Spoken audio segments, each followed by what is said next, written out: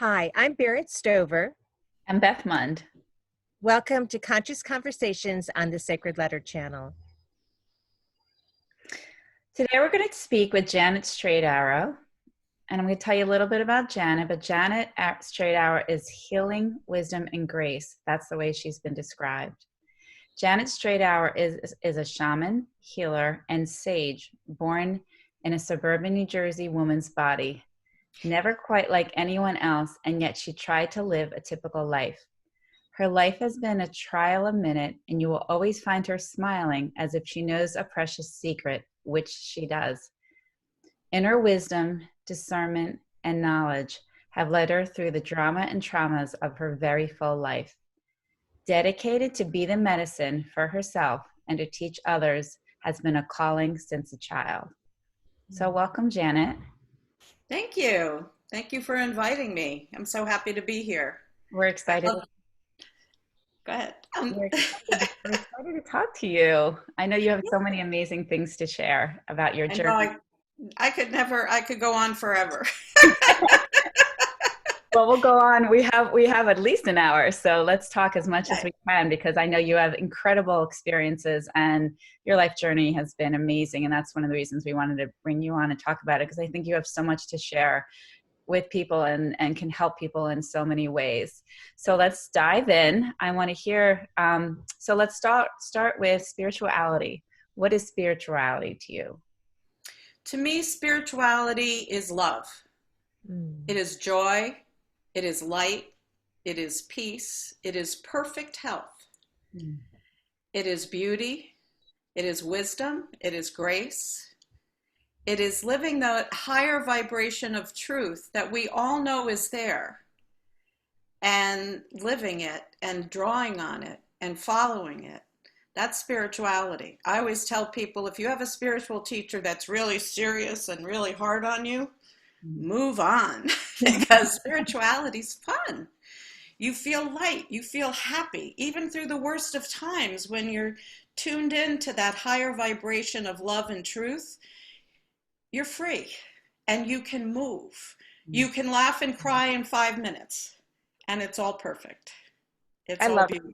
I love that, because sometimes I'm laughing and then I'm crying. I'm thinking, what's wrong with me? You know, like I'm laughing one second, I'm crying the next. But you and I have worked together, and yes, we did. You taught me Shamanic Journey. You taught me so much. And I remember you saying to me many times, you need to have more fun.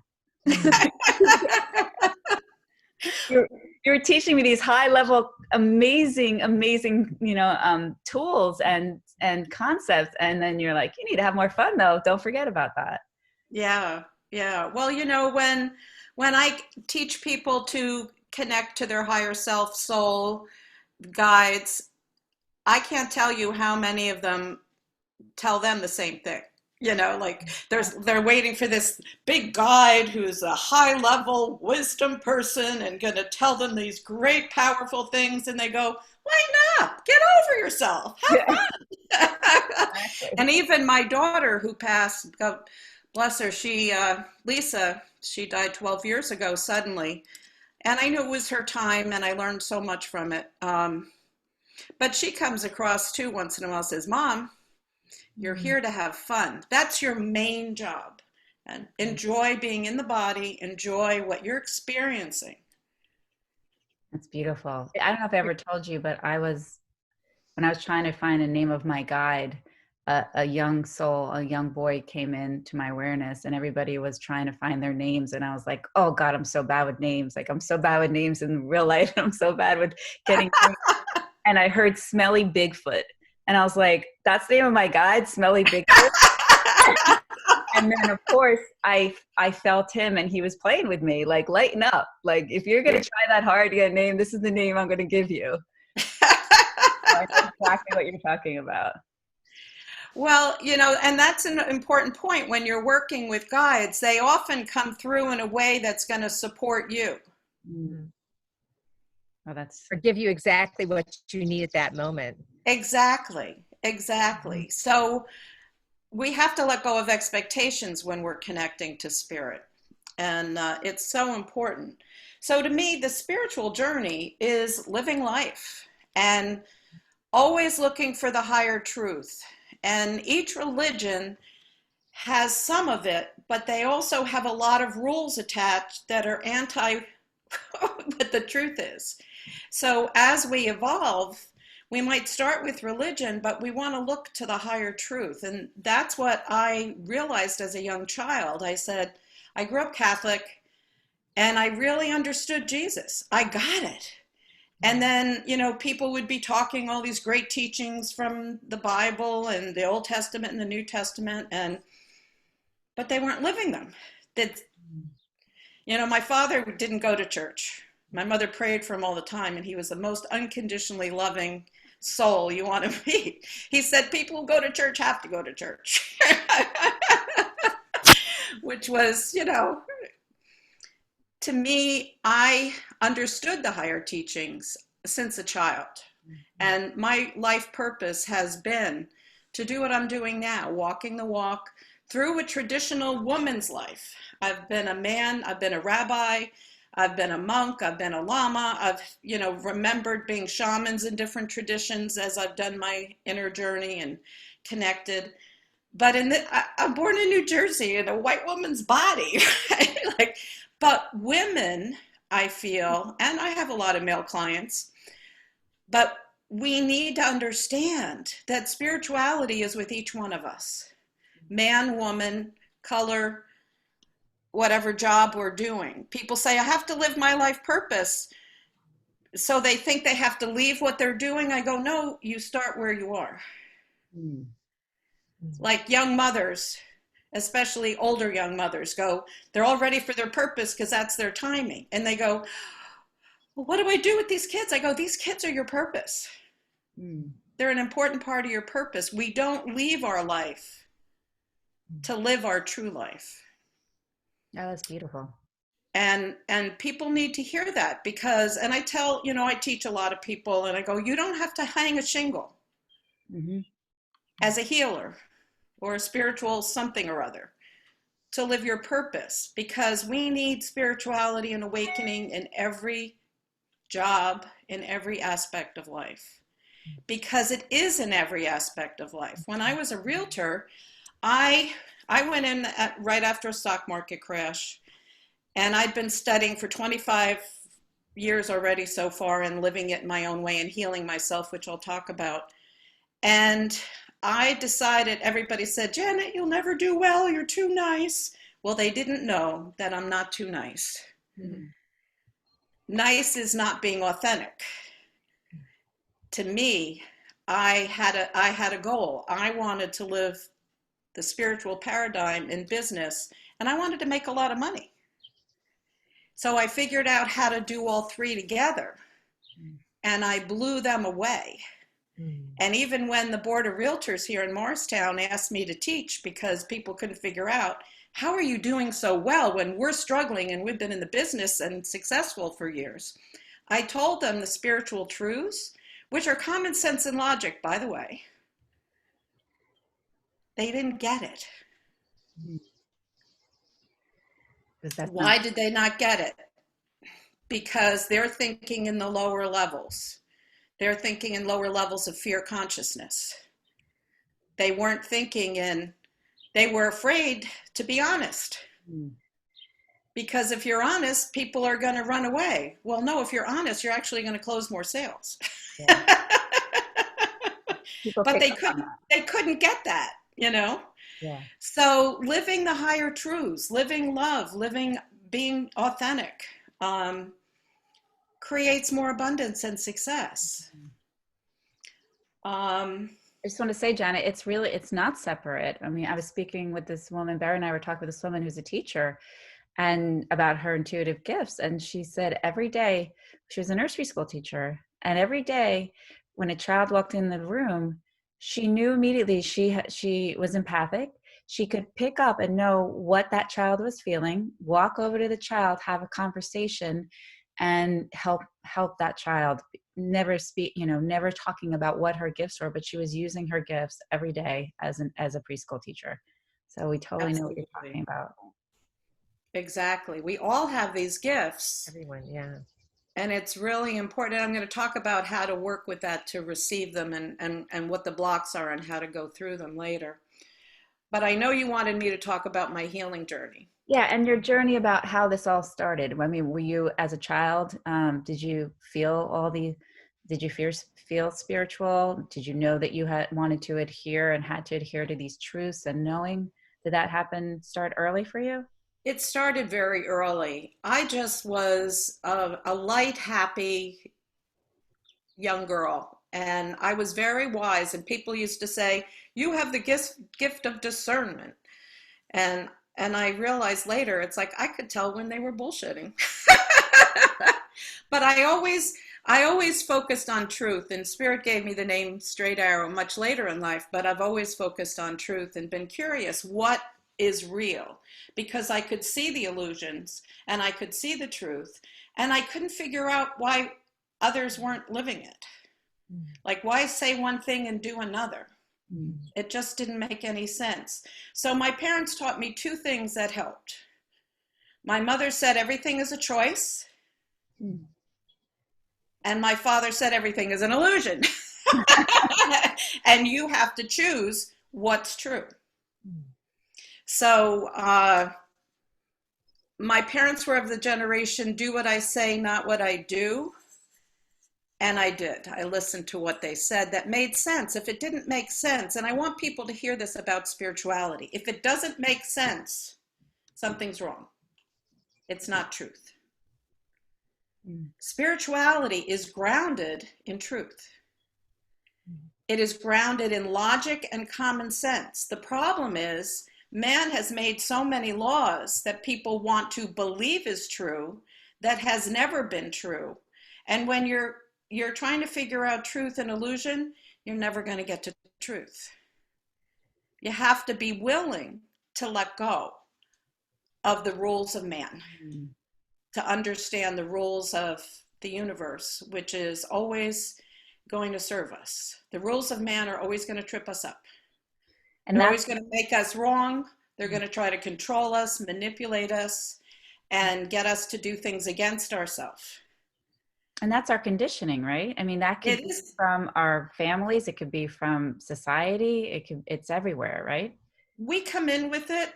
We come in with a lot of this stuff. When people say nature, nurture, my extensive study with astrology and other aspects of spirituality and shamanism have made me realize we all come in with a blueprint. And we all have chosen our parents, and we've chosen our location, and we've chosen our situation, right? Our body type, our whatever, sex. And so that it is nature and nurture. We do come in with prejudice.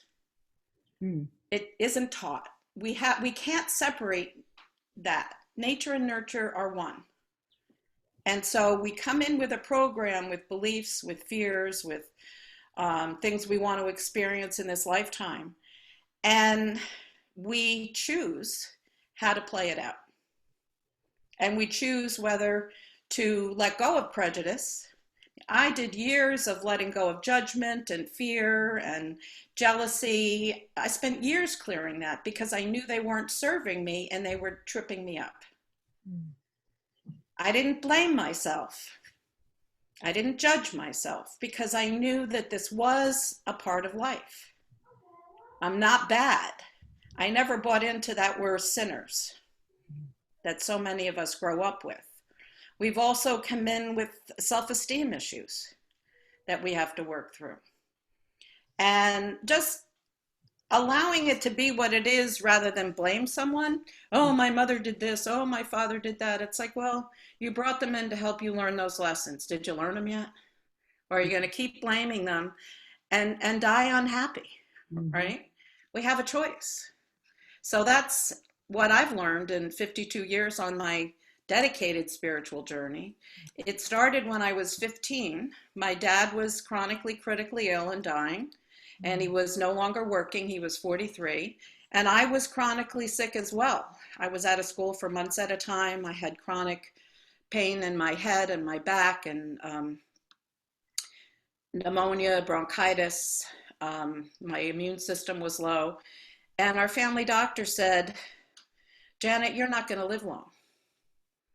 You're going the way of your father, and you're not going to last as long as he has. Well, when I tell that story, people say, what a terrible doctor. And I go, yay, as I programmed him to wake me up, Yeah. right? I programmed him to wake me up. And I remember saying, this is not mine. I choose to change it. Wait, hang on. Now, When you said programmed him, what does that mean? Can you explain what you mean? well, I felt like he had a purpose to wake me up. Okay.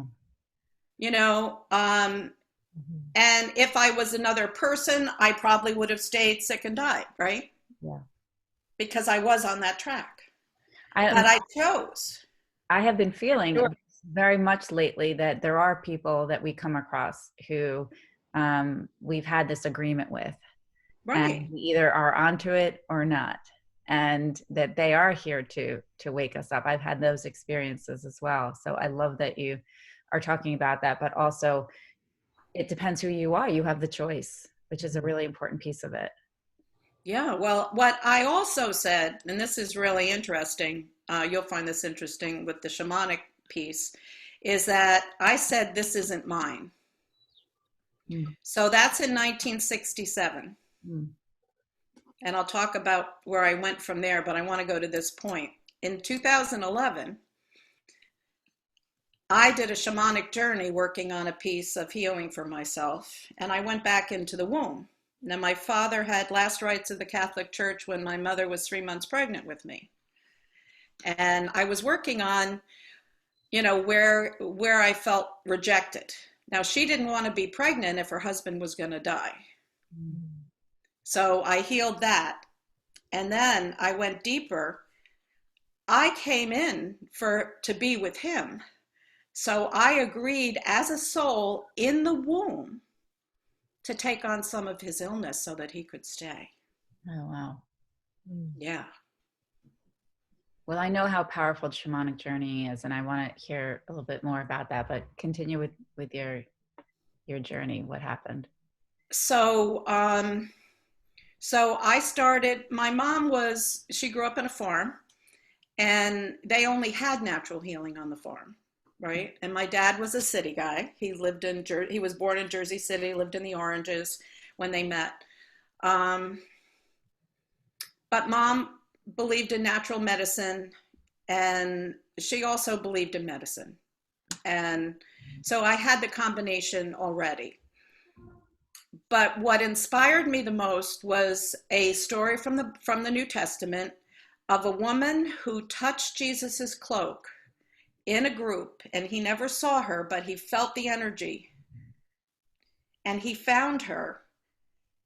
And her story was, I have been to many medical people, I've been to many healers, and I couldn't heal myself. But I knew if I touched your cloak, I would be healed. And she was. Mm-hmm. And that inspired me that we have choice to heal ourselves. Mm-hmm.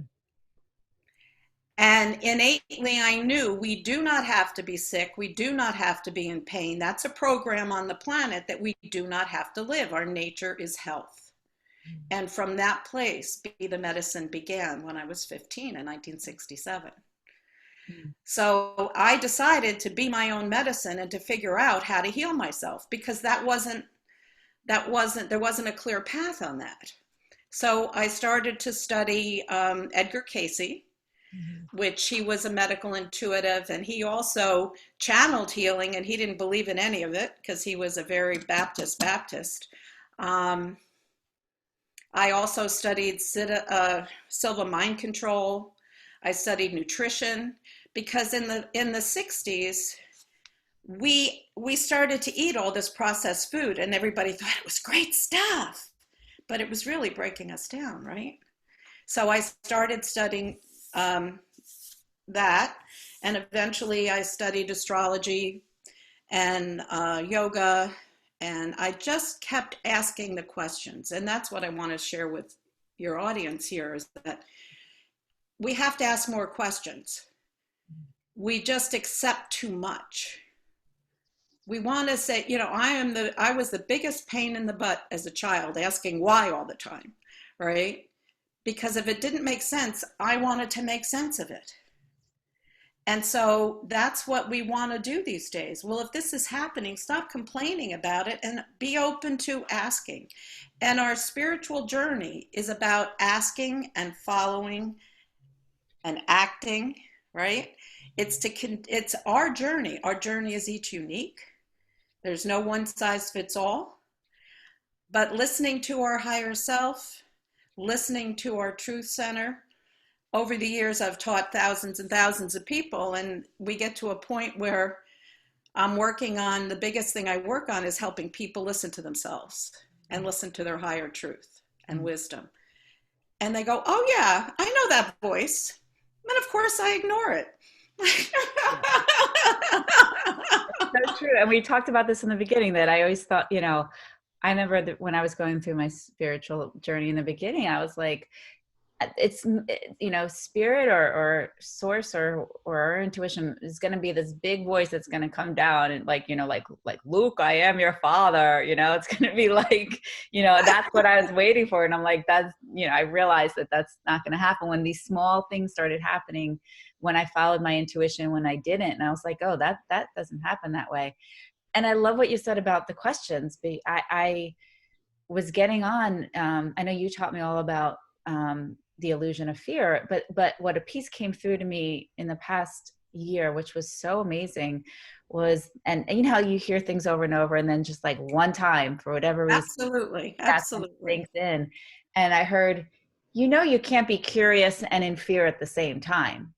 You can't be curious and in doubt at the same time.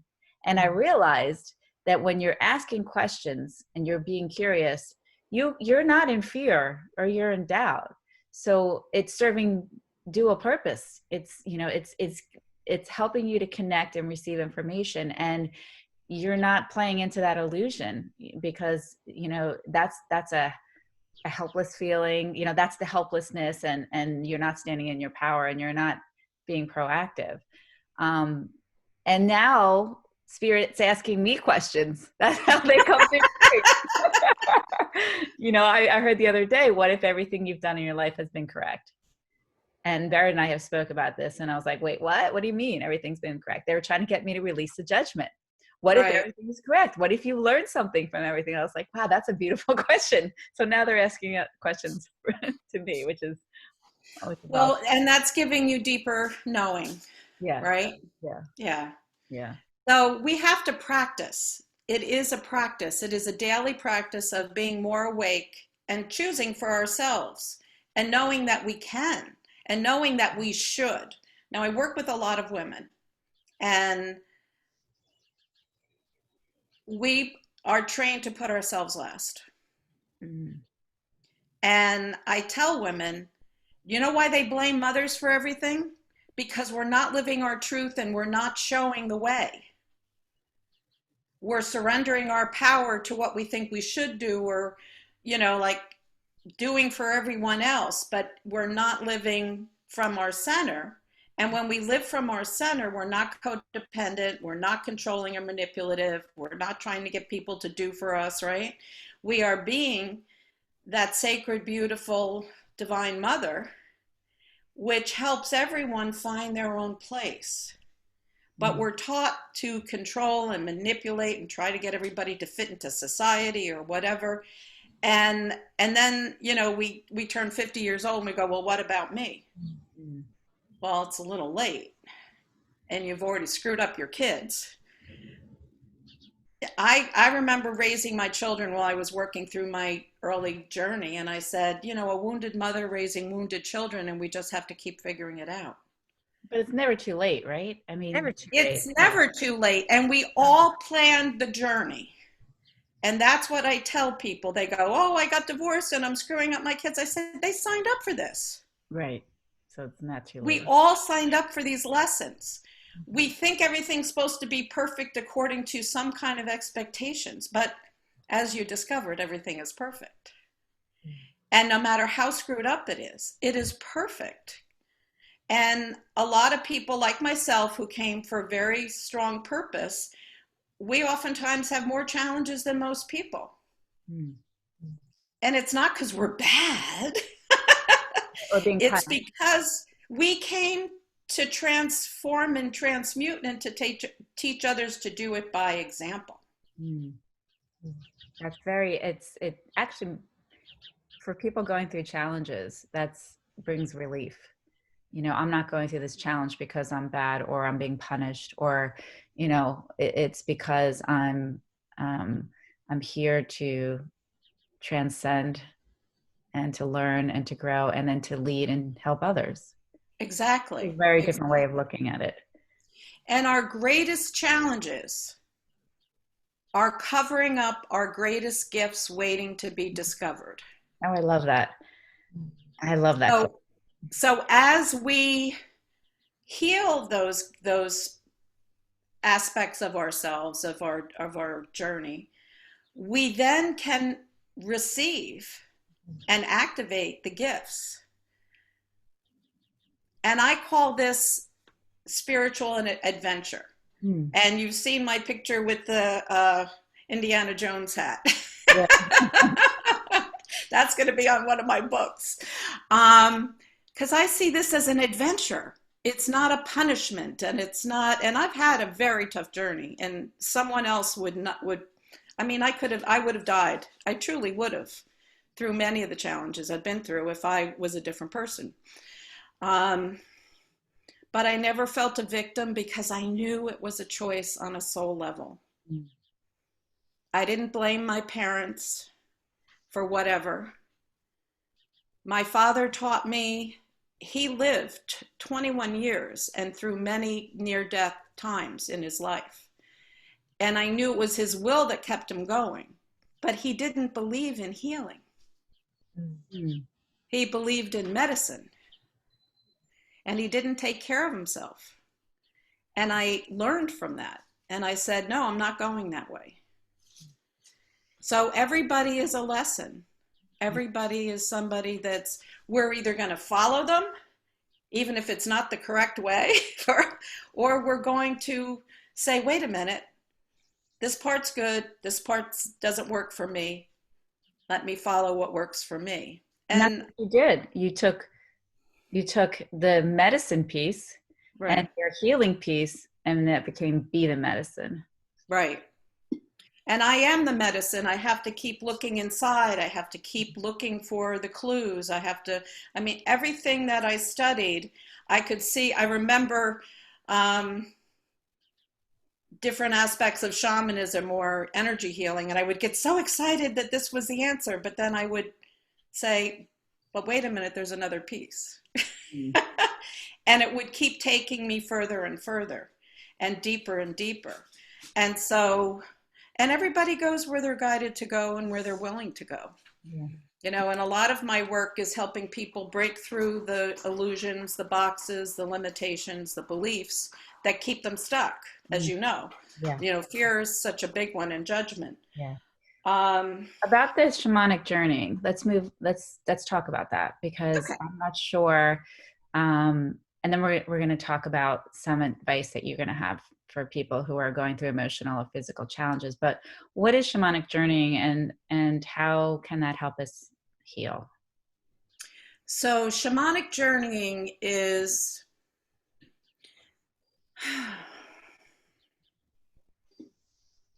making you put incredible amount of ideas and ways of life into a sentence of what it is. Yeah. Yeah. It's not easy. Well, I just want to say that after almost 3 decades of study, and I was guided that when I was 40, I was going to awaken fully to why I was here, that my real estate broker introduced me to a shaman in New Jersey. And I'm like, what is a shaman doing at a diner in New Jersey talking to my broker? Right? But when he came into the office and said, oh, you're reading 3 books a week on this stuff, you would be interested in this guy. So I quickly finished my work and I went to meet him. And he told me I was a shaman just like him. And here I had a big blue Mercedes. I had a red pinstripe suit. I had all this glitz and whatever, right? And he's in a with a ponytail and a t-shirt and jeans and moccasins. And he said, "You're a shaman just like me." And I was like, whoa. But my inner voice said, if I am, because I always take everything under advisement and I work with it. I don't agree or disagree. I just sit with it. I'm going to bring this work to the people in the everyday world. And that's what I've done. And what I found out that I was like him was that we both taught the higher levels of truth and lived unconditional love. And so I've studied shamanism around the world. I've been guided to learn from many people. And I always followed my own guidance beyond that. Didn't follow the ego, followed the guidance. There's a big difference. It's going into the other realms. It's going into the other dimensions of reality and connecting to our guides, connecting to wisdom, connecting to information. Like I went back to the womb. I asked the question, where did this originate? I went back to the womb. That's after many years of practice. So in shamanic journeying, we travel to our spiritual selves and those aligned with us. And the only caveat I'd like to put on shamanism and any spirituality is that you have to clean your ego, because if you're journeying with ego, you're going to get crap. Medical term, by the way. Yeah. So we have to be on this spiritual journey of healing our ego and healing our issues, and in order to get the purest truth in our shamanic work. And that's in the work you do. You do your personal work. You're constantly saying, "Oh, I have more judgment. Let me clear more of that." Right? So we're constantly. Shamanism is about spirituality and healing. It's about raising your wisdom and knowledge and connection to spirituality and healing. And we don't do it as a playground. We don't do it to manipulate or control. We don't do it to try to make something happen. We have to let go of the ego to even get there. Yeah. We have to let go of expectations, or else we can co-create another reality. I just want people to know that part of my journey has been to learn discernment with what's truth. We can't just trust everything that we get from spirit. What spirit are you talking to? Right? Who are you talking to? Does it feel correct? Or do you get emotional and excited and your ego gets flamed? Well, then that's bullshit. Does it feel like, do you start to cry because it feels so true? Do you feel inspired? Do you feel energized? Do you feel like you've gotten some questions answered? Then you're connecting to truth. So when we're on a shamanic journey, as well as the spiritual journey, we want to keep working with those things I started with. You want to have truth, unconditional love, joy, feeling that higher light in what you're doing. You want to be very clear in your intention. And so and be responsible. What are you doing? Why are you there? Are you just like, oh, this is cool, we're going to get together and drum and dance and do all kinds of fun stuff? Or are you in a sacred space? So I just want to say, I have to say that first before I go into what it is, because I feel like enough people don't get that. People are playing with spirituality. It is not a playground. I don't care what you're doing. It is not a playground, because you can invite those that are not of the highest vibration to interfere with you. So you have to be careful.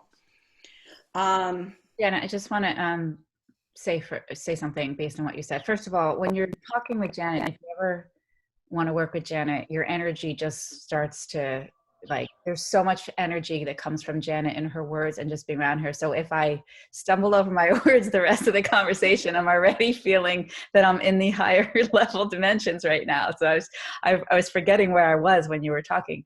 But I've worked with Janet, and I learned shamanic journeying. You can learn shamanic journeying for yourself. You don't have to be a shaman. You don't have to want to be a shaman, but it's an incredible tool. I was born with intuitive gifts. I had them as a child. They went underground. And without knowing, I decided to call Janet when I was having anxiety. So Janet is amazing for many reasons. So if that's not intuition, I don't know what is. I don't know who calls a shaman when they're having anxiety, but a lot of people, most okay. people come with anxiety. I have to Well, tell you. I'm saying a lot of people do, but a lot of people don't, which they should. But because the programming of what you do with anxiety, you take a pill. But my guidance, you were that person to wake me up. So Right. I came to you, and we did, and you taught me, and I learned how to connect with souls who have passed, with or spirits. We'll talk about the difference between a spirit and a soul, but I learned to connect through that way. I visited my Akashic records. I healed my anxiety. There was so much that I did that you would not expect to do through shamanic journeying and through working with a shaman. So I just have to say from experience, and it's an incredible way to learn about yourself and to open up to your gifts, to both of those things. So I just wanted to say that, and you could talk about what it is that. So I teach soul shamanism, which after studying all the other shamanisms, and I've always had discernment and always understood that a lot of people have blocks for allowing themselves to even get into those realms. So soul shamanism are practices that came through a Siberian psychiatrist, actually, who found her calling as a shaman too. And I was called to develop it because no one developed it. People teach the beginnings of it, but they don't teach the depth of it. And the type of healing that you can get when you're working at a soul level and you're connected to your own soul, and you know who you are, and you know what your gifts are, and you realize that the love that you're looking for everywhere else has always been here.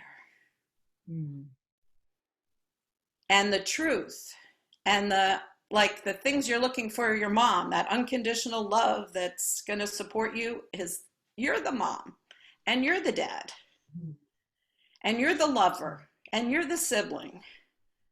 So when we learn that unconditional love is the truth, and it's the highest truth, and it's the greatest healing, and it's the greatest wisdom, sometimes it's an evolution to get there, and I'll talk some about how to get there, give you some guidance. But to me, shamanism is that unconditional love, just like that first shaman I met. And it's not what everybody's doing.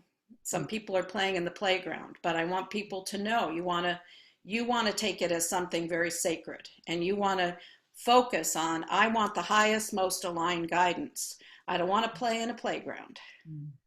I want the highest, most aligned guidance and connection for me. And when you do that, everything opens beautifully. But in shamanic journeying, we, like I said, I was working on a very personal issue. Is like I felt like I was still afraid of not being accepted, and I wanted to go to the source of it. So I closed my eyes and I asked for guidance as to where to go, and I went into the womb. Okay. So that's one of the advanced levels. I help people cross over all the time. I help people, a lot of people call me when people are in comas, or they've been off life support and they're still not dying. And I help them release whatever fear or healing that needs to be done. Helping people hear themselves and trust themselves, and let go in relationships, in attachments, in fear, in beliefs. That's the work that I do with shamanism. to journey to your soul, I remember taking my mom there over the phone. She's 80 years old. Very Catholic mom, but very spiritual. She was open. She did Reiki 2 with me and healed her refrigerator. That's another story. When I took her to her inner space,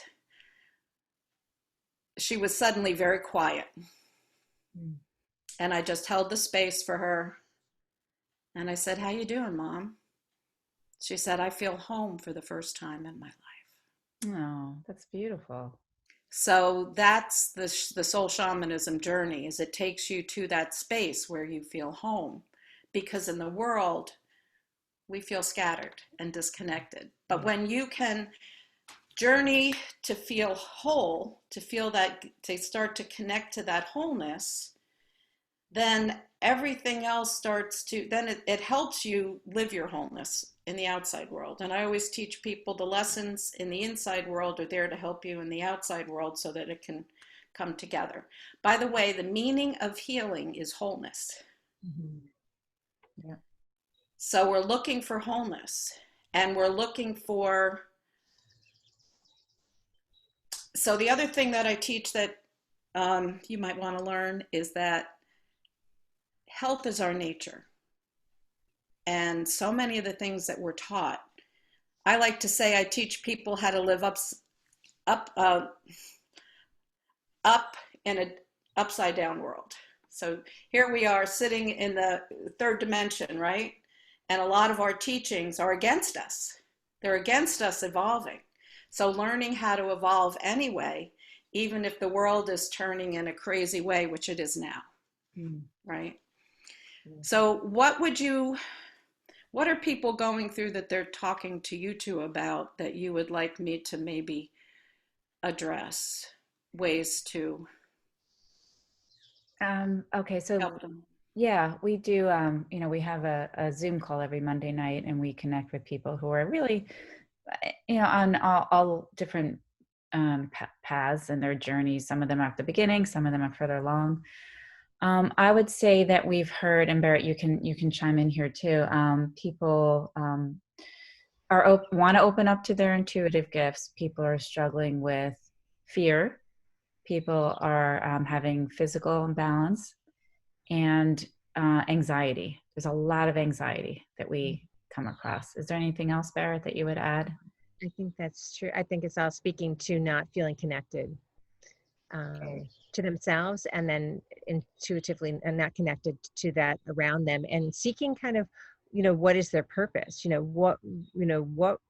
What are they here to do and to learn? And so many, when they start talking about it and we have these conversations, it unfolds that they have been knowing this all along. They'll bring up things that they're much more intuitive than they give themselves credit, because everyone's connected, as we know, right? Everyone is intuitive. It's just helping to give them, can maybe nudge them and to affirm them, and to help them kind of find their way back into what they always have been. It's just remembering what we, like you mentioned so beautifully, Janet, that we're always whole, we're always love, but we forget it. And it's all those experiences that take us down all these different roads that helps us to return to that love, to return to that wholeness. Beautiful.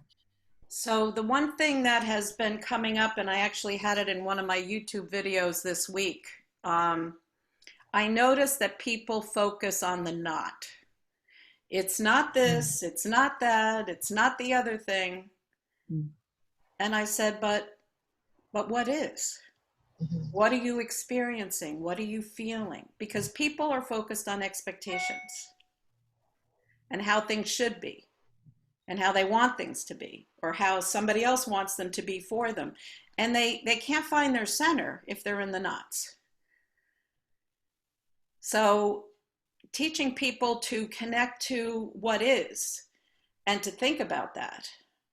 And I even work with words with people. People say kind of this, kind of that, kind of the other. I go, but what is it? Kind of isn't, you're just negating what you're saying. So let's take all the kind ofs and I think and like, and let's just say the words. What do you feel? What do you know? It's right there. But we have all of these protections, and they're ego protections. because we don't want to be judged. And we're afraid to know the truth. We're afraid. So when we say the truth is love, the truth is joy, the truth is peace, it's nothing to be afraid of. What you're afraid of is that other people are going to judge you. We have to let go of codependence. We have to let go of, we have to match something outside of us, because what we've learned from the moment we were born, we've got to please the mother, the father, the grandparents, the siblings, the church, the state, the whatever. We've never acted from our center. We're always looking at how we reflect from others' viewpoints. So learning how to look from the inside out is a new experience. People don't even have language for that until they do. And then when they do, it's beautiful. But we have to let go of what's standing in our way. And so we want to find our truth center. We want to trust ourselves. We want to take baby steps and say, what do I want? What do I feel? What's important to me? And people think they don't deserve it or whatever. I go, no. This is the basis also of healing, not just the spiritual journey. People are living against themselves, which is why they get sick. Our nature is health. Our nature is peace. Our nature is love. So if you're not living that, you want to find that center by telling yourself the truth. I'm not happy with my spouse. Why are you not happy? Is it you? Is it them? Is it that you're not being honest? And when people start, I tell people, when I work with couples, I go, we don't leave your spouse. Find the truth first. Find the love. And then resolve together. And heal yourself. And then you'll have a new view. Because we're so used to, they're not doing this, they're not doing that, I'm not happy. It's like, well, what makes you happy? It's up to you to be happy.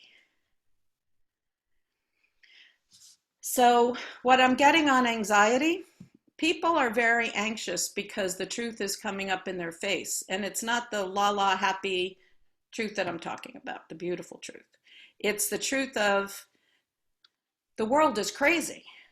And people are crazy, and the politics are crazy, and every greed and violence and all of that. And the world is definitely falling apart underneath our feet. And so to be able to make peace with that is to have the higher spiritual truth, is that we're always whole, we're always perfect, as you said earlier.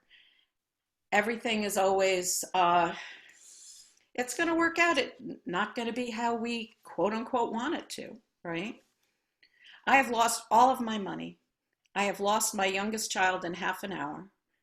I lost my entire family to jealousy and narcissism, I would say. I've lost a lot of things. And, when you're a top realtor and you suddenly become a shaman, it just doesn't fit in the world in Morris County, New Jersey. Come on. But I followed my heart, and I'm peaceful, and I'm happy, and I'm very productive, and I've helped thousands and thousands and thousands of people. So you could spend all your time judging me and being angry with me, but I'm okay. And others are okay. We have to let go of the people that we brought in to challenge us. Don't have to like us, don't have to approve.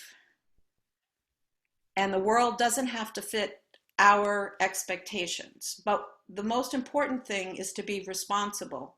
Learn to be able to respond, which is what responsible means. How do we respond in a healthy way to what's going on? So many people responded very well to the pandemic until now all hell's broken loose. Right? I was like, the candy shop. Everybody's doing really good. Wow. Like everything isn't blowing up. And then all of a sudden we start to come out and everything's blowing up. Right? I know.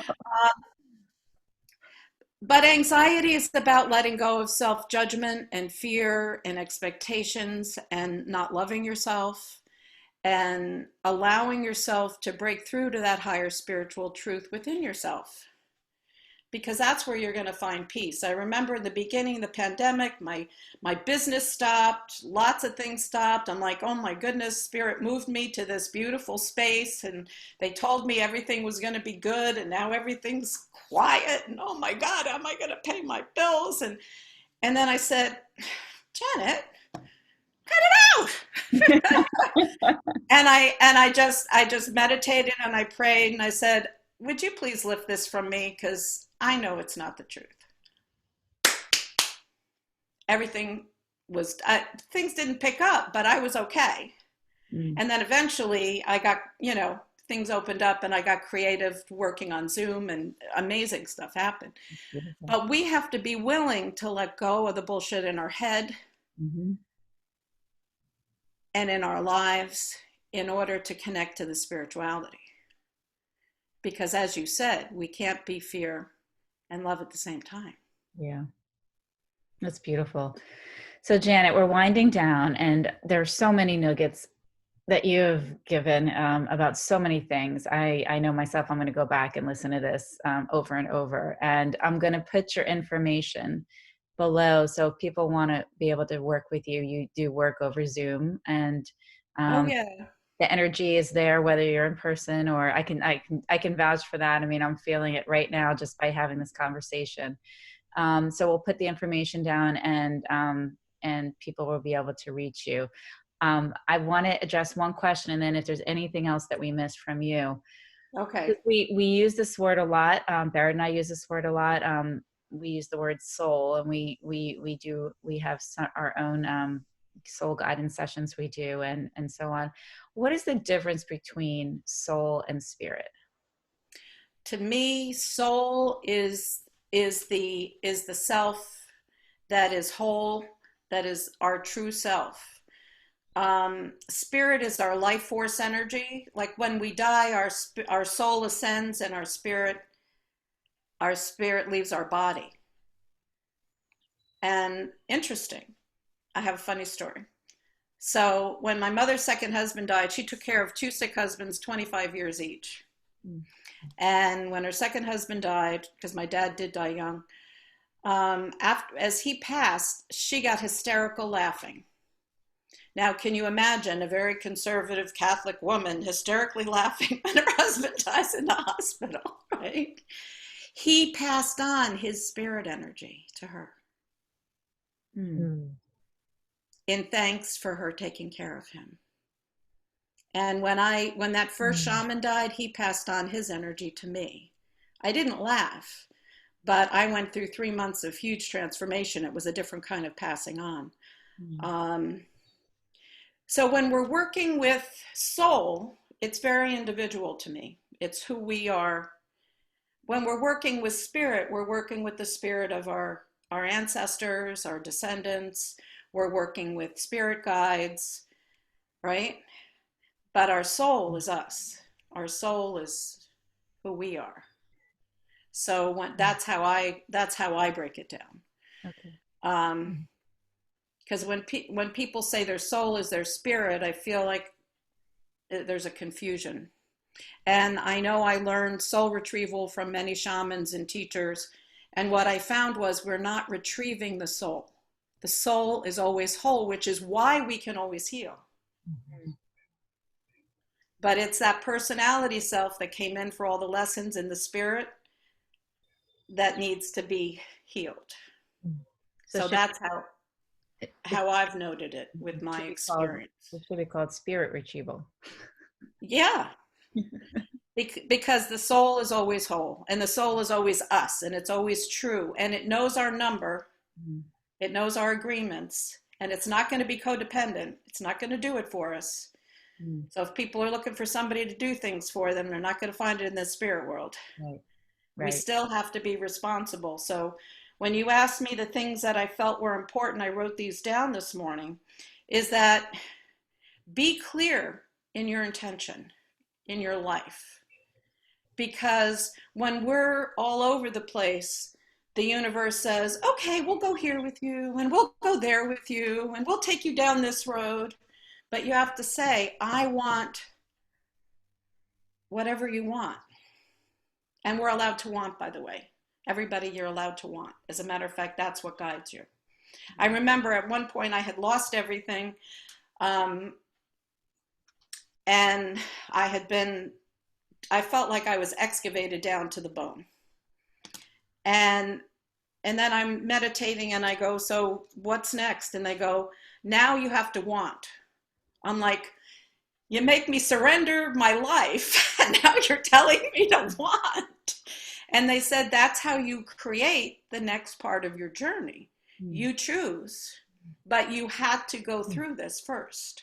Yeah, that's good. So what I find is if we align ourselves with what we want, and that's with healing too. It's like, well, I kind of want to feel better. No. Do you want to feel totally better? Focus on that, and you're going to be guided to the answers. But if you kind of sort of maybe, if you doubt, if you like, or whatever, you're not going to get where you want to go unless you want to play in the playground. Right. I don't know about you, but I don't want to be beat up any more than I have to be. I don't think anybody does. We agree with you. Well, some people like the drama and they like the blame and they like that stuff, and they don't work with me. We don't work on that level. So being responsible. We have a problem with being responsible because we have been taught to be responsible for other people. No. Responsibility is about being true to ourselves and backing our own self up and living our truth, no matter what anybody else says. That's responsible. Beautiful. What everybody else does is their business. Okay. So truth center, practice your truth. What do I really feel? What do I really want? When I'm anxious, when I'm unhappy, I'm not listening to what I really want. I'm not valuing myself enough to follow what's true for me. And that's always going to make us anxious because the soul and the personality self are not in sync. But when we can heal the personality and align with the soul, we can be peaceful. So everybody has blocks, and they're very important to heal. Like you were talking about judgment and fear and, different traumas that have happened in our life. We want to heal the energy. And that's another part of shamanism, is going to the energy and the source of the misalignment from our highest truth to release it so that we can come back into balance. And I could talk forever, but how's that? That's beautiful. And I can't thank you enough for talking with us and everything that you've opened up. And we touched on so many amazing topics and tools that you're giving people to use right now. Everyone can start using them right now in their life. So if you would like to contact Janet, we will have her information below, or you can get in touch with us and we will lead you to her. I can promise you from my own experience that it will change your life. Janet is amazing, and her gifts and what she's learned over the course of a lifetime will absolutely change your life, no matter what is going on in your life. Can I just say one thing? Yep. My job, my mission is to help you be you. It's perfect. And help you access your gifts and help you awaken. It's not about me. It's all about you being you. And I love that. Just like I love to see what you've done with the work that you've done, that we've done. Yeah. Thank you. That's my excitement to see it go on and on and on, and many people being helped by you and Barrett, and it goes, and that's how the world is going to change. That is beautiful. So thank you, and thank you everyone for tuning in, and have an amazing day. Thank you.